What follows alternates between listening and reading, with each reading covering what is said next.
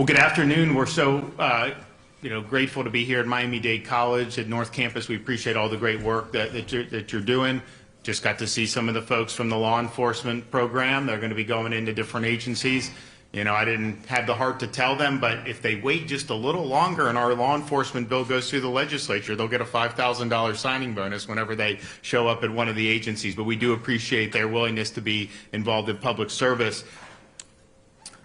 As you know, 2 days ago, the Biden administration abruptly canceled the ability to use two of the most prominent monoclonal antibody treatments that Florida has used a lot to fight COVID-19. We had thousands of Floridians that had appointments scheduled for yesterday and today and tomorrow, and they were told that those appointments could no longer be honored because the medication was no longer allowed to be administered in the United States.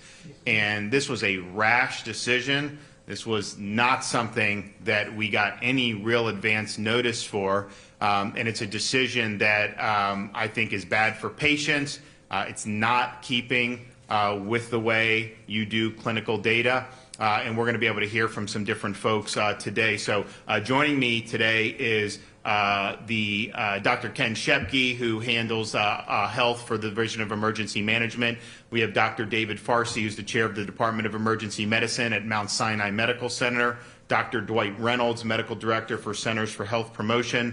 Scott Fortney, realtor and monoclonal antibody recipient. And then via Zoom, Nancy and Frank Schlaller, who tested positive for COVID.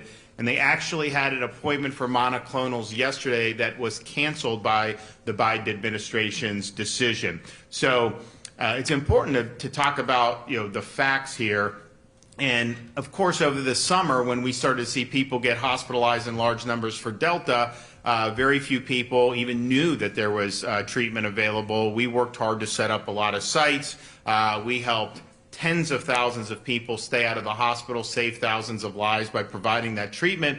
And obviously it had positive impacts, because if you look from the time those sites got up and running, you saw a huge decline in hospitalizations in Florida. And if you look from maybe the beginning of October, when that program had already had the effects filtered through till now, we have one of the lower COVID mortality rates from October now as a result, we think, of the early treatment in part. And so that's just the reality. Now we get into Omicron, and you see huge numbers of cases, but fortunately, a much lower percentage of hospital admissions and deaths. We, though, believe that people want to be able to access treatment. And so there have been concerns about how effective some of the monoclonals would be against Omicron. And obviously, as these variants change, that's something that's clearly the vaccinations are not preventing infection against Omicron the way they were touted with some of the other variants. And so that was something that was known. But our view was, first of all, you don't know when somebody comes in necessarily whether they have the Omicron infection or the Delta infection. And we know definitively this stuff is great against the Delta variant. And so why would you take that out of play for somebody that's saying it's not good with Omicron? Everyone's got to acknowledge it is good for Delta. And the CDC will say, well, there's no more Delta in some of these parts. And look, obviously in Florida, we believe most of it is Omicron for sure. But you have no way of knowing exactly, what percentage is Delta. And the CDC's been wrong about that. I mean, they said a month ago that it was 75%. Then they had to backtrack, say, it's actually 25%. So their modeling is not something I think you would necessarily hang your hat on. So our view is this should be an option for people, particularly because when you're talking about high-risk patients, you're not going to necessarily know if they go in for early treatment. Yeah, as it progresses to where the monoclonals wouldn't work anyways, if it's deep in the lungs and you do see some symptoms with Delta that would be a little bit different than Omicron, clearly maybe a clinician would be able at that point. But initially with the positive test and the onset of symptoms, which is when the treatment's most effective, you wouldn't necessarily know. So just that alone makes the decision really unbelievable that you would take it away knowing that these other variants are not 100% gone. Delta's not 100% gone. Also the fact that the study that they did was not a clinical trial. It was not even done on human beings. It was a lab study in vitro, and they basically said that it was not effective, dealing with it in a lab environment. And look, as this thing goes, you conduct trials with human beings participating. Maybe it will be the case that it is not effective, although I think we're going to hear evidence that it has had some positive effect in Florida, and we believe that with people that have gotten it. But man, that is not a significant amount of data to just take it off the market. I think what you would say is, you could say, hey, here's a lab study that's been done, and then let individual patients make those decisions. Let doctors make those decisions about, given what you know about that lab study, is that enough to say we don't want to do this if somebody comes in who's high risk and COVID positive. Our view in Florida is that we want doctors to be able to have the ability to administer this. We want patients to have the ability to access it, and then they can make the decision what's best for them. By all means, if it's not something you want to do, you make your own decision. Talk with people and go from there. But to not give anyone the ability to do this at all, is really, really a significant problem. And then to do it so abruptly with no notice. I mean, they have this available. I mean, what they could have said is anyone that's got appointments for the next 5 days can be honored, or they could say maybe 2 weeks from now. I mean, I still wouldn't have liked that. But man, to leave people hanging the way they have is really, really problematic. And so, we're very much opposed to the way that particularly the thousands of Floridians who were in the system waiting to get treatment, to them wake up to an email saying that these treatments are now prohibited and tough luck, go take an aspirin. That's just fundamentally wrong. That is not the way you treat people in this country. And so we want them to be able to access it. They can take a look at these studies and make their own decisions. And if you believe you have Omicron and you don't believe it'll be helpful, then that's fine. But I think that many people would like to have that option, particularly our elderly population. So we want to make sure that that's the case. But I think it's important just to point out, because you have state-run media outlets effectively that will parrot the talking points of the regime. It has not been proven that this does not work against Omicron. It is all based on that one lab study. Now, time will tell. If you do clinical trials, who knows how it'll end up working out. I don't know. I wish I did know. But when that is being said like that, that is not accurate, and that's misleading people. And so we have, throughout this Omicron wave, which clearly is going down pretty significantly, and which is the way it has done in South Africa and in Europe, and so that's what we expected. But we have been talking to clinicians throughout this whole time, saying, okay, we do have this. How effective is it? And by and large, they've had positive results.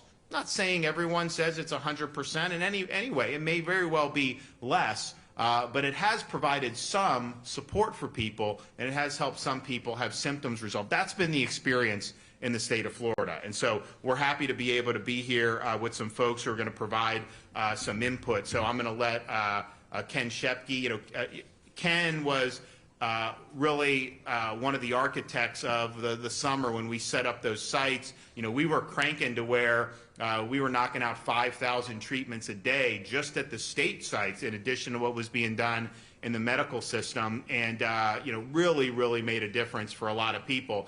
And I'll tell you, not only the fact that Floridians were able to access it, something else that I think was that I've noticed, I'll have people come up to me saying, oh, Governor, thanks for the monoclonals. I was like, well, where'd you go to get it? They're like, no, I didn't get it in Florida. I'm like, well, why are you thanking me? And they're like, because I saw your press conferences. I didn't know anything about that there were treatments for COVID. My husband and I got it. We're in our 70s, and we're in this state, and we asked all the physicians. We wanted it. We got it. And we got better very quickly. And so not only did we set up an infrastructure, we really put this more on the map of, you got to look at this not just through the lens of one thing or another, but really have to look at it holistically. Final point before I kick it over to Dr. Shepke is just this. When you're talking about the variants and how much is Omicron, how much is not, just keep in mind, I mean, here in South Florida, no one needs to tell y'all, we have people coming from everywhere here. So maybe there's not as much Delta in kind of our native communities who are Florida residents, but we have so many people cycling in and out. Who's to say that they're not also bringing different Delta? That could absolutely be the case. And so we don't know when someone comes in one way or another. And we are also in a unique environment in Florida where our domestic tourism is stronger than it was prior to COVID. You know, you look at restaurant reservations and compare January 22 to 2019 pre-COVID, Miami's up 15%. A lot of these other places that have draconian measures, they're down 50, 60%. In reservations. And so you just see there's a difference. There's energy here. There's people that want to come. Well, you have to factor that in when you're looking at it. I mean, we're not a static environment here. I mean, we're a very dynamic environment. And to just say that there's no Delta here, I think that's a very difficult thing to actually prove when you're doing it. That said, Dr. Shepke. Thank you, Governor. And I appreciate that the governor's efforts on treatment. All diseases in the field of medicine are treated with two prongs, one on prevention, which I think we've been very strong on. You all recall we put out the vaccinations for long-term care facilities and the older folks, and that's a great prevention strategy. But even with the vaccines, we know some people get sick. So what's been missing until Florida really became a national leader in therapeutics is the treatment side, which we do, again, for all diseases, prevention and treatment. And the treatment is very, very important. And we're going to continue to see this virus roll out in various mutations, various variants are going to come to us. And one of the things that's been lacking until Florida really became a national leader in this is treatment. The monoclonal antibodies, it's really been at the forefront of that treatment. It's a very, very well tolerated, scientifically proven treatment against the virus. And what's important, it's safe. There's very few side effects. Just about every person who meets the emergency use authorization is a candidate for that. And what's nice is we are seeing in the pipeline some other various treatments that are coming through, but they have various problems with them. They require much more complex medical decision-making. They have drug-drug interactions. There's some laboratory tests you have to get for them. So the value of monoclonals cannot be understated in the ability to treat people who have this disease. Now, the study that the governor talked about that's being referenced is a study on cells. When a medication is approved to be used on humans, they might start off on cells to make a theory on whether it will work on humans, but then ultimately you test it on humans to see whether it works or not. So similarly, if we're going to assume that a medication stops working based on studies on cells, I think it would be valuable to see that on a study on humans as well. And the reason why that's so important, which I think you're about to hear, is we've got two pieces of conflicting data. We have this study on cells that suggests maybe it might be less effective on Omicron, these particular monoclonals. But then we have real-world experience in humans where we see really excellent outcomes. And those two pieces of data conflict. And rather than saying, well, then let's just stop doing it, I think we need a third piece of data as the tiebreaker, which is let's do a formal study on humans to see if it works or not. And as the governor reported, maybe it will, maybe it won't work on humans, but I think that's been a missing data piece. And I think the Floridians and really the rest of the nation have come to expect the availability of these treatments. So it's really important for us as physicians who are at the bedside taking care of the patients to have those tools at our disposal to make those decisions for the individual patients what treatment is best. Thank you, Governor. Great. And I would also just point out, we were the first state, so the FDA revoked for Regeneron and for Bamlanivimab, which is the Eli Lilly monoclonal. And we had been doing those in the summer, but what we also did, we were the first state to try to use the Sotrovimab, which was done by GlaxoSmithKline, and actually the VIR technology, whatever, the person that did this one study is actually affiliated with Sotrovimab. And I'm not saying it doesn't mean, but I mean, you're knocking out your competitors here. No one's really talking about that, but it's right there in the disclosures. So we embraced the Sotrovimab when that got EUA in the late spring of 2021. When the federal government cut our monoclonal allotments in September of 2021, we did a deal, the state of Florida, with the GlaxoSmithKline. We got Sotrovimab to help plug in some of the holes that we had. And unfortunately, the Delta wave crashed enough to where we had very low incidence for many weeks and months. And even with the very low allotment that the Biden administration was giving us, we were still able to meet the basic demand. But, you know, the federal government's had 6, 7, 8 months to stockpile this sotrovimab, and they didn't do it. So they're kicking out the competitors from the market. They're not allowing them to be offered. And so you have sotrovimab, and we're happy to offer that, but there's not nearly enough of it. And this is not something that is just all of a sudden new. I mean, they had a lot of time to be able to prepare and arrange for this, and they haven't. And so, okay, you haven't prepared on the sotrovimab, so then why not let folks use some of these other treatments? And so that's, I think, one of the reasons that's so frustrating. It's one thing if you're putting off the Eli Lilly and the Regeneron off to the side, but then you're saying, here, we're gonna backfill you with the sotrovimab. You know, we would do that. It's a little bit more, I mean, it's an IV versus the subcutaneous injections, but that's fine. We would have done it, our sites would have done it, and we would have been happy with that. But that's not what's happening. There's just much less options for patients, and that can't be the right answer. Okay, Dr. Farsi, why don't you tell them kind of, you know, about your background and then what results you guys have seen over this Omicron wave with the monoclonals. Thank you very much, Governor. Thank you very much, Dr. Chepsky. Dr. Farsi, been part of the COVID task force since the beginning, and we've been studying monoclonal for over a year and a half. We've published already 3 papers. I have non-disclosure, no financial benefit from any companies or stocks, just saying this in case if anybody thinks I might. But we've been studying the monoclonal to see if it actually does what it says. We've published the first paper saying that it was an amazing, during the Delta wave, reduction of admission. Well, you remember with COVID, we're not trying to overwhelm the healthcare system to prevent crashing the healthcare system. So any admission we can prevent is underburdening the system. So we looked at it and we studied this. When the first paper came out that Dr. Chepsky talked about, looking at the test tube, saying that sotrovimab does not work on Omicron, this is based on a test tube. We, at our center, decided to say we are going to use Regeneron because that was the only monoclonal we had at the time, and we had a very large stock.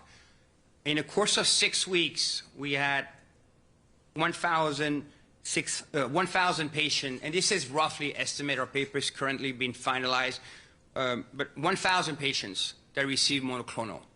Out of the 1,000 patients, and they're considered high risk with 3 factors to receive it: comorbidity, weight, diabetes, hypertension, or something, at least 3 factors. And we only had single digits of patients that came back and needed to come back to be admitted, less than 5%. When you compare to the group of patients that we treated and we saw, right, we saw a very large amount of patients with vaccination, without vaccination, on average, 10 to 15% of patients who visited any of our centers had to be admitted to the hospital. So you got COVID, vaccinated or not vaccinated, 10 to 15% required admission versus less than 5% of those patients who receive monoclonal. Again, like Dr. Chepsky said and the governor said, we're not here to say that one is better than the other. We need what's called prospective data, meaning we need data to be studied forward. We are, my director of research is in the room, and we're ongoing, trials ongoing, and result will be telling us the story. Thank you very much, Governor. Great. All right. Thank you. Okay, Dr. Reynolds, can you introduce yourself and then talk about some of the things you all been doing? Sure. Thank you, Governor DeSantis. Nice meeting you. And, of course, Dr. Shefke. My name is Dr. Dwight Reynolds. I'm a board-certified emergency medicine physician. Been so since 1985. Been a physician since 1978. I recall taking the Hippocratic Oath, as my colleagues did too, I'm sure, when they became doctors. Me, again, it was April 17th, 1978. Hippocratic Oath, there's one point that stands out to me in this discussion, and that is, above all else, do no further harm. My point is pretty simple, guys. If the patient has potential of benefiting from what I'm doing, then my God, I have the right to do that. I was pretty upset. I don't usually get upset very often, but I was pretty upset. I think it had to be around 8 o'clock in the evening on the 24th, a few days ago, to wake up to find out that the FDA had pulled the EUA for 2 of the medications I use mostly for my COVID-19 patients, whether they've had a post-exposure issue or they have COVID itself. I was very disheartened having to tell 18 patients that next day that were on the schedule that we could not give them my typical medication, which is Regencov, or we give them Lilly. We happen to have Stravitomide as well, but for me and my population of people that I service, and I'm privileged to be a physician for my patients, and my patients come from everywhere, by the way, guys. I have patients coming from West Palm Beach, from Colombia, you mentioned that, from Argentina, Governor, as well as patients from Mexico. And I always say to residents, you treat the patient and not the lab, right? So we have an acumen that we develop, hopefully we all develop, a skill set of being able to know what our patients would benefit most likely from. For me, to take off the table 2 arsenals that have been extremely important was bothersome to me. And this is the first time I really felt that I had to speak up because I felt that my ability to take care of my patients was being interfered with. And again, I have no issues with all the other therapies that are out there, but again, this is a treatment. I started, by the way, guys, 2 years ago when I was the ER doc over in North Dakota. I'm licensed like 13 states, by the way. And in North Dakota, I've discovered our first patient in Wilmington, North Dakota, Governor. And to see how things have evolved, so I went from ER doc, still that, to doing testing and contact tracing, doing vaccines, as well as now doing, I could use monoclonal therapy as a therapeutic way of doing things. So I want to thank you, Governor, for your leadership. I know that I may not always agree with some of the things that necessarily go down, but I got to tell you, Governor, I thank you so much for taking lead on this. Yep. Thank you. Okay, we have Scott Fortney. He's a realtor and has received the monoclonals very recently. So can you talk a little bit about yourself and your story? Sure. Thank you so much, Governor. I appreciate being here. My name is Scott Fortney. I'm just a regular Joe, a realtor with Related ISG Group here in Miami. And it was a bit over a week ago, the weekend prior to this past weekend. I just didn't feel great. And then on Monday, I didn't feel great at all. And I went and I had a test in Sunny Isles. It's super easy to get. Had my test that night. It came back, you know, hit my cell phone or whatever. It said I'm positive for COVID. And I'm like, oh, dear Jesus, I don't need to do this. You know, it's a busy season for me. So I immediately, I knew about the antibody treatments that were available. And I immediately went online and I signed up. And I had the treatment scheduled for 10:15 the next day. And it was right here at MDC, actually. I drove over here from Sunny Isles. Got here, the appointment was 10:15. I got here at 10:10. By 10:35, I had already had the treatment, and I was doing the compulsory 45 an hour wait so that they made sure there were no side effects or what have you. And I went home and you know, went on about my day, which I didn't feel great. Went to bed. The next morning, I woke up, and I'm like, wow, I feel better. You know, but anything was better than what I was feeling because the congestion in my sinuses was overbearing, and the headache and the sore throat, and I mean, it really was just, it was more than uncomfortable. Wednesday had an okay day, still a little tired. You know, I'm staying home, can't go anywhere. And literally Thursday morning I woke up and I'm like, I can breathe. I can literally breathe out of both sides of my nose. And it wasn't, when I say that I couldn't breathe prior to that, it wasn't how many of us, we get congested on one side, so we lay over and, you know, we can breathe out of that side, and then we roll back over and you can breathe out. I couldn't breathe out of my nose. And I literally was, that's probably why I had a sore throat. I just was breathing like that all night long. Literally Thursday morning I woke up and I could breathe. I haven't had any trouble breathing since then. I'm still a little tired. I don't have the stamina that I normally have, but I can say without fail, and I don't believe that it's psychosomatic. I mean, I felt so much better, had more energy, went back to my desk and started working. I just felt better all around. And I will say I kind of have a control group I can share with you, is because the person that I live with, she got COVID as well. Elected not to have the monoclonal antibody treatments. She was tested positive the day following. Again, didn't have the treatments. To this day, she still feels terrible, can't go to work, hasn't run a fever anymore, just literally feels terrible. And I'm here. So thank you so much. I'm grateful to be in the state of Florida, and I'm super grateful for your leadership and the ability to have this treatment, because not just for me, but I have a mother who's 86 years old. She's been vaccinated twice. She's been boosted. She's in Kentucky. They don't have this treatment there. And my biggest fear is she's going to get Omicron or whatever, and at 86 years old, she doesn't have any comorbidities other than being 86 years old, that this option wouldn't be available to her. To me, it's not even disheartening, it's disgusting. If you have an option that's not harming people, give them a choice, let them make that choice with their physician. It's worked for me, and I'm very grateful. Thank you, sir. And do you know whether you had Omicron or Delta? I guess, are you assuming it was Omicron? I'm assuming it was Omicron. I do not know. No, sir. Okay. All right, very good. Okay, now joining us on Zoom, we have Nancy and Frank Schlatter. So unfortunately, they were in the queue to have a monoclonal antibody treatment, I believe, yesterday. And they woke up to a message saying, you're out of luck. The Biden administration has canceled the treatments. And so I want them to be able to talk about, one, how they're doing, and you know, what their feelings are about how that was handled. You guys want to take it away? Yes, that's fine. I'll let Nancy start. She got sick first, and would like her to say how she felt and dealt with it.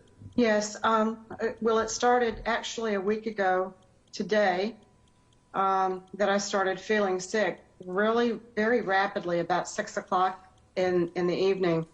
And it was so rapid, it was scary, and just feeling horrible, and muscle aches and congestion and sore throat, and I just couldn't believe whatever was happening was so quickly that I felt so bad. And I took just, I think I called my doctor that night, and I think the next day she called.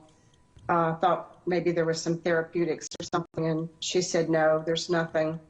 And you're not sick enough, you know, I said, well, what about any MABs?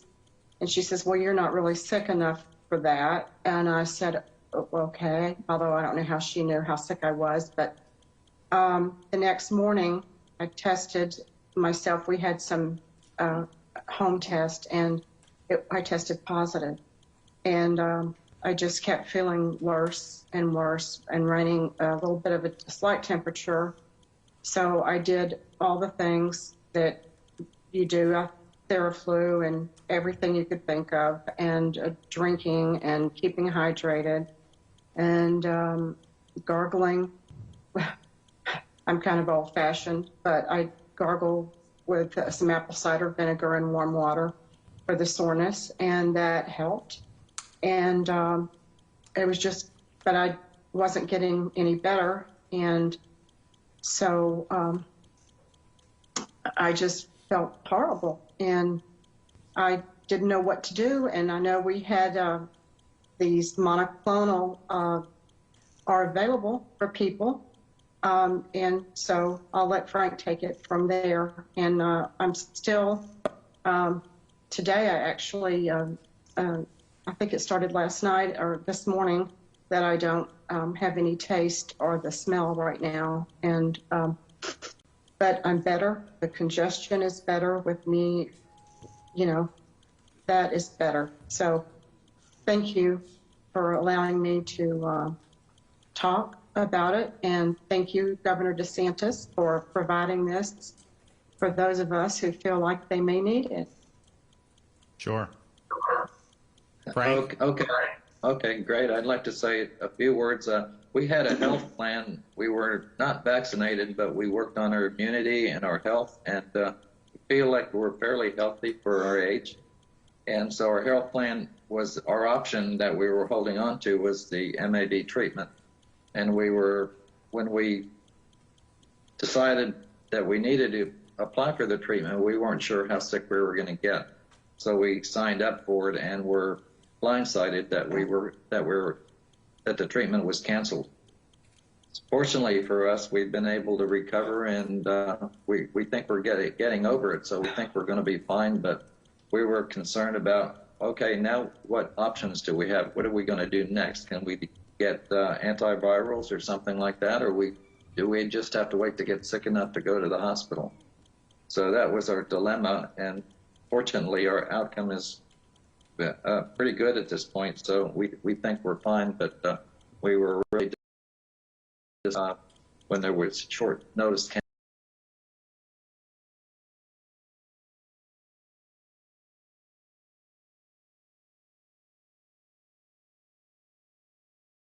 Very well may be Delta, right?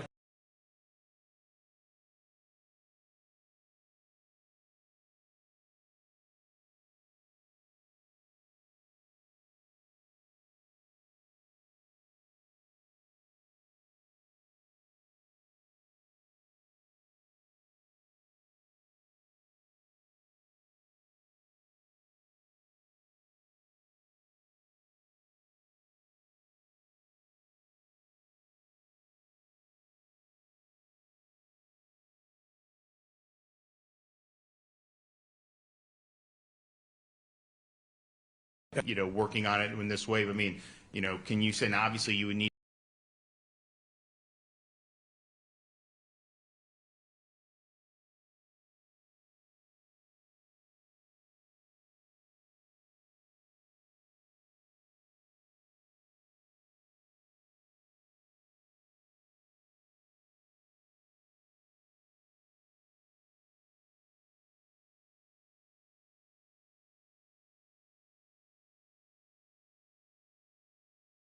Meridian chance.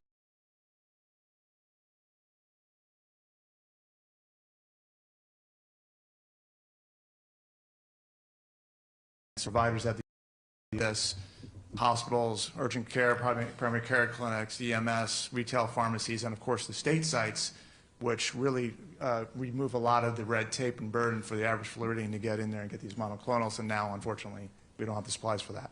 Governor, Yep. if you don't mind, yeah. I want to say hi, first of all, to my patients, maybe my patients, who knows. But they really hit on something that was very important. As a clinician, to hear what she's just said, losing taste and or smell is really very suggestive, highly suggestive of Delta. And it so happens that the Delta variant is the one that is really the most lethal at this time. And to not be able to treat, if she was my patient, I'm not sure how I would handle that, Governor, to be quite honest about it, because to me, there's no doubt that she has most likely Delta. The thing that people do not talk about, when a patient gets the report like they did, positive and or negative, we have no idea what strand that they have, right? So for us, it's very important as clinicians to be able to discuss with the patient their symptomatology, their symptoms. And I recall going over to a person's home with my I'm an ER doc, so we go do things a little different, I guess, with O2 sat monitor and blood pressure cuff and all the other things. And she had basically same thing that the lady's just saying here, lost her touch, lost her taste, lost her smell. And at that time, we gave her Regeneron. And I got to tell you, the next day, she thought I was someone really special. I'm a regular guy. But it really definitely was, no question about it, Governor. It was the Regencove, no question about it. And I want to tell you one other thing, and I'll stop. I've treated approximately 200 patients over the last 2 weeks in my practice in Coral Springs. And I can tell you that they range from ages of 20 up to 86, okay? When they come in, up until just recently, that is, they tend to get, and they ask for, Regencove. If there is no reason why I would not want to give them that, if they, let's say they may have come into contact with someone, right? So I may do something a little different. But typically, they've all been getting either the Eli Lilly or specifically a Regencove. And I can tell you, out of 200 patients that we've had a chance, I personally call the next day, they've had absolutely no problems with the medication, and they all are doing well. So I wish I could tell you guys something different than that, like maybe there's 2 or 3% of people that did not do well, but I'm telling you, they all did well, Governor. Thank you so much again. Yep, go ahead. Something that is personal, this is not proven by fact yet, but we're seeing when we've administered a very large dose of monoclonal over a very large amount of patients, and you heard of the long hauler syndrome, but there may be an association where we're giving monoclonal and we're seeing a diminished amount of long hauler. I don't have the data to back this up yet, as our data is collecting and is in a prospective manner, but we've seen significant patients who had long hauler and got reversed, happened to had COVID last year, got COVID again, got monoclonal, and resolved of their long hauler syndrome. I think the FDA was a premature decision to remove it, and I hope that the FDA, with your help, Governor, it'll revert the decision. Yeah, I mean, you just think about it. This stuff now is just sitting there. We don't have anywhere near enough of the sotrovimab. No, we don't. Some of these other things, I mean, you know, the FDA approved this Merck pill, and honestly, you look at that data, yikes. And yet that is going and they're pushing. And yet they're somehow, kind of going to war with. I wonder what's so special about this that they're doing this. So it's just sitting there. And you're hearing from people in real life who this Omicron wave have been infected, got it, and did better. You hear from clinicians who are applying this to patients and having good results. Now, if you did a clinical trial, who knows what percentage the efficacy with Omicron? I don't know. I can't tell you that. But I can tell you when I see patients, when we have reports from our medical people saying patients have done well with this in this current Omicron cycle, I am going to put weight into that and want to help other people. And I'm not just going to say, okay, because there was one lab-based study in vitro, that therefore we just have to turn a blind eye to what's actually happening in the real world. And so this is a lesson as to why you should not have the government controlling medication in this country.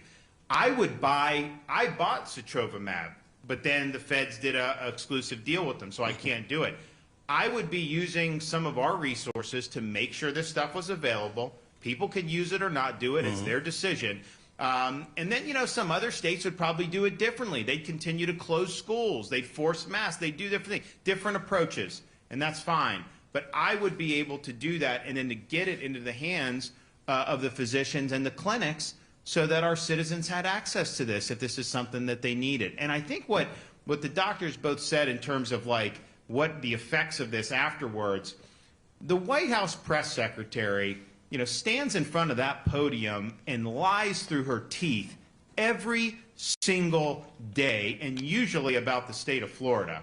The other day she said Florida hasn't done enough to get schools open. Are you kidding me? I remember them criticizing me when we did this almost 2 years ago. We were the only big state to have every school district open for in-person. And we did that way before Biden was even president. We didn't need the Biden stimulus money for that. We did it. We opened them. And yet they're saying Florida didn't do it. And you look right now, all the school closures across the country, you don't see that happening here like you do there. And yet that's what they do. And so recently she said that the monoclonals do not work, definitively do not work against Omicron, and they have really bad side effects. That's what she said. And that is not true based on what we've seen in the state of Florida. Obviously, human physiology, anything you take, it's potentially, that's why we have the observation period where people are observed. We did the observation period for the vaccinations too, just to see, because these things happen. But the idea that somehow this has led to like massive adverse reactions is just a lie. And it is a lie designed to buttress politically a position that they have taken, which is just indefensible as a matter of policy, as a matter of basic decency for people. And so, yes, I understand up there, their whole rationale, when they do those press conferences, to prop up the regime. I get it. But you can only lie so much. And you know what? People don't believe the lies because they understand how ridiculous it is. So we have people here who wanted the treatment. They're being denied because of the heavy-handed government. We've been able to provide people to show that this is something, that has been beneficial for people. And if you're going to rely on that one little, lab study to say no one should even have access to it, even if they want it, it's just fundamentally wrong. And so, we're going to keep fighting to provide options for people. If I can buy more of the sotrovimab, we will do that. Right now, we don't have the options to do that, unfortunately, because the federal government is controlling all this.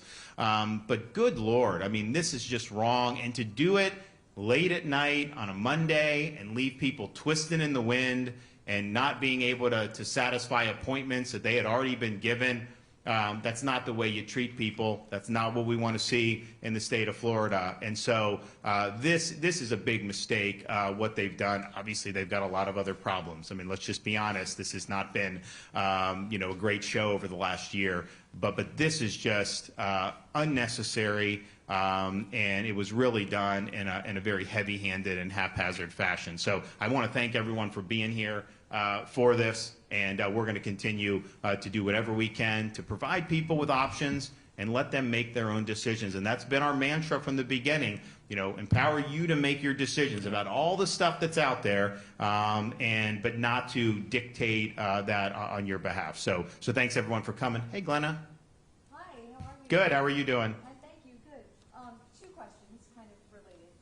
Does just for clarification, when the FDA removes emergency use authorization, that means it's illegal, or? So I think I'll let the doctors speak, but I mean, if you were to give something that the FDA has disapproved, you could lose your license. Correct, 100%. 100% on that. It's a federal offense to use a drug that is not approved by the FDA. Okay, and the other half of that was, because there are these other choices, why not keep the state sites open and offer these other choices? Because they like the Sotrovimab, they don't give us enough. I mean, they don't give us enough to do it. I would absolutely do. If they would replace the Regeneron and the Eli Lilly with Sotrovimab, we would absolutely keep the sites open 100%. But I can't have people come up and then not have the medication available for them. And they're just not giving us nearly enough. There's not nearly enough Sotrovimab out there. And it's interesting if you look at we have a couple that very well may have had Delta, even though Florida, is viewed as more Omicron.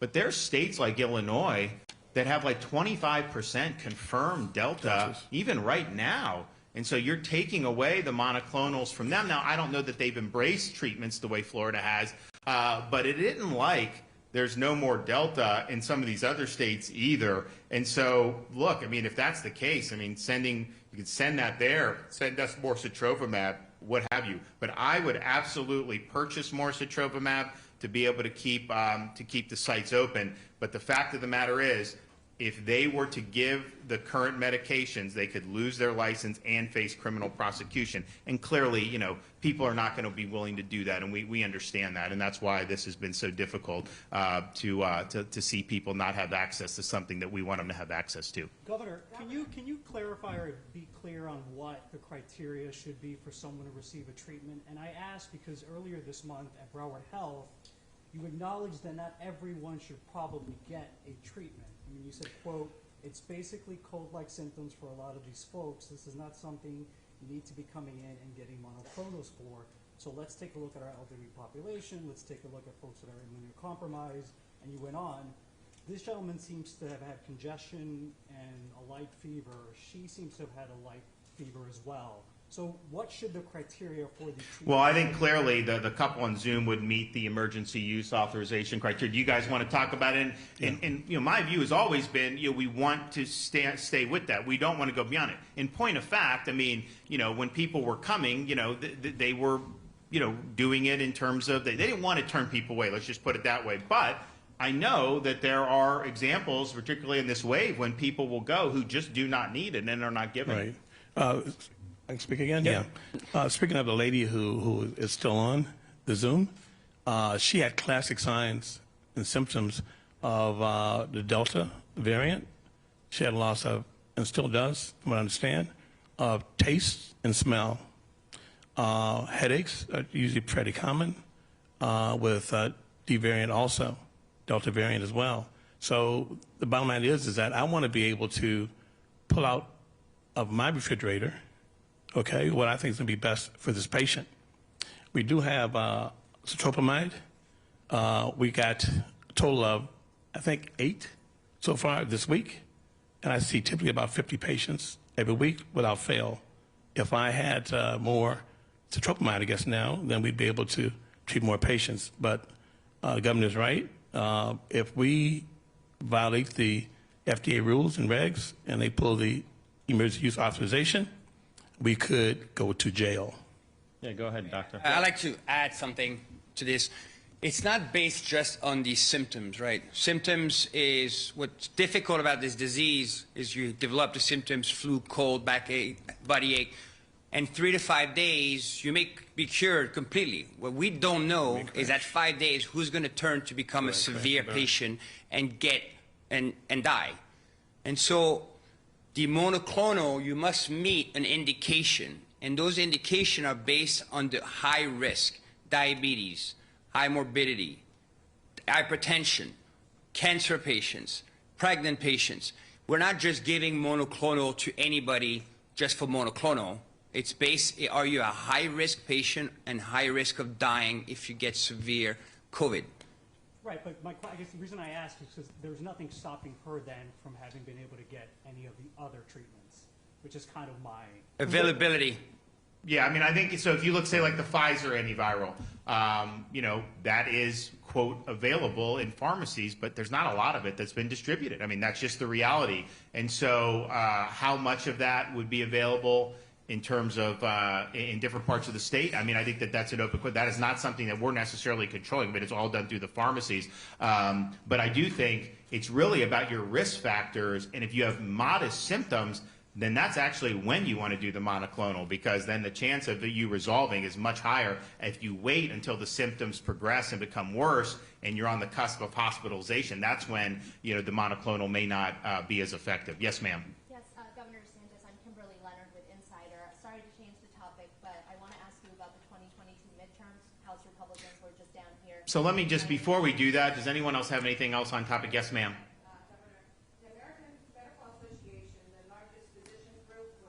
I'm a Ben Browse.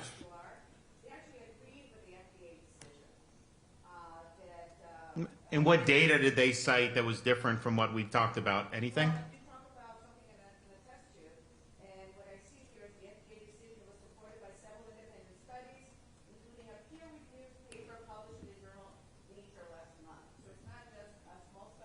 You want to talk about that?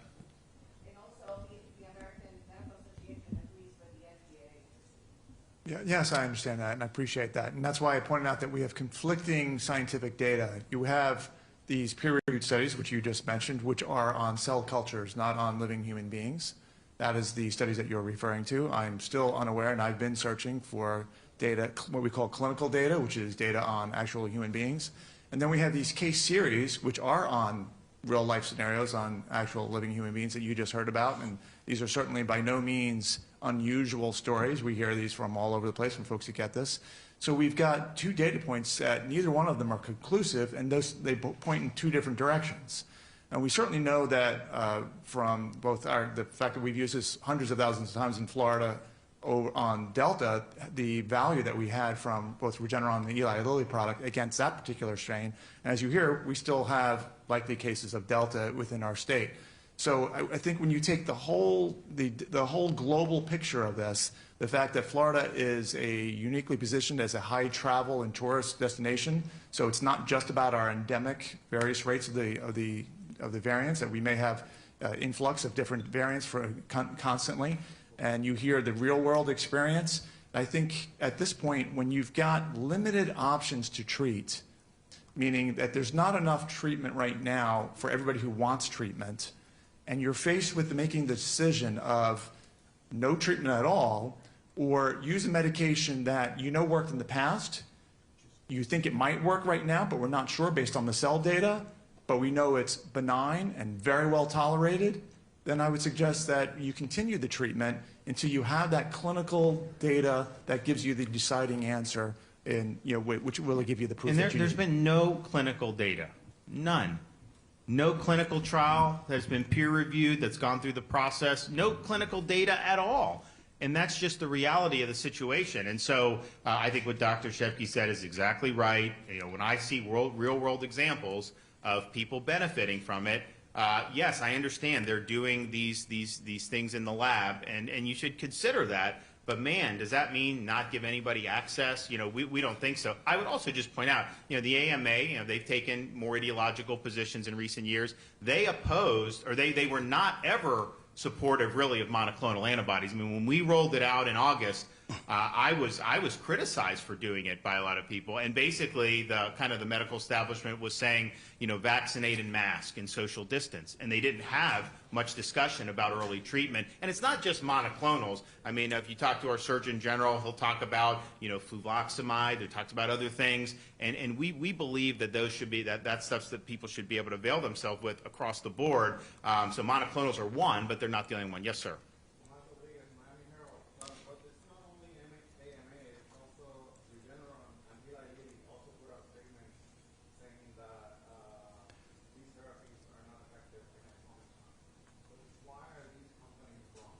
Well, first of all, yeah, go ahead.